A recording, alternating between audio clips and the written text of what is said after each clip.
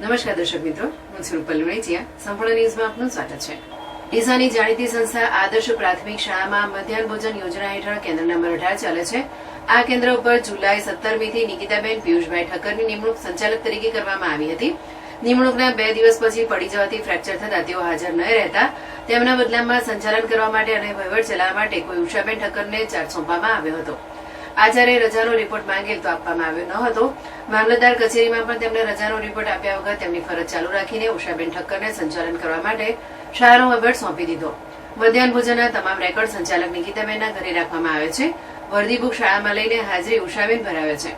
સંચાલક નિકિતાબેનની હાજરી ખોટી ભરી પગાર મેળવી રહ્યા છે. આચાર્યની પાસે કોઈ જ દફતર રાખવામાં આવતું નથી, તે પણ એક ગુનાહિત કાર્ય કહેવાય. આ કેન્દ્રનો વહીવટ નિકિતાબેનના સસરા રમેશભાઈ ઠક્કર ચલાવે છે. તેમજ ઓછું તેલ, ઓછી શાકભાજી નાખીને રસોઈ બનાવતા રસોઈ સારી ન બનતા બાળકો પણ જમવા બેસતા નથી. આ બધું ડીસા શહેર મામલતદાર જાણતા હોવા છતાં કોઈ જ પગલાં ભરતા નથી. એક જાગૃત નાગરિક દ્વારા 1 ઓક્ટોબરના રોજ લેખિત રજૂઆત કરવામાં આવેલ છે, તેમ છતાં કોઈ કાર્યવાહી કરવામાં આવી નથી. નાયબ કલેક્ટર પીએમ પોષણ યોજના દ્વારા ઝડપથી તપાસ કરીને આ સંચાલકે ખોટી રીતે ફરજ બજાવી પગાર મેળવે છે, તેમજ જથ્થાનો પણ ગેરવહીવટ કરવામાં આવે છે તેવી લાપરવાહી મામલતદાર ચલાવી રહ્યા છે. યોગ્ય તપાસ થઈને તાત્કાલિક ધોરણે યોગ્ય કાર્યવાહી કરવા જાગૃત નાગરિક દ્વારા રજૂઆત કરવામાં આવી છે.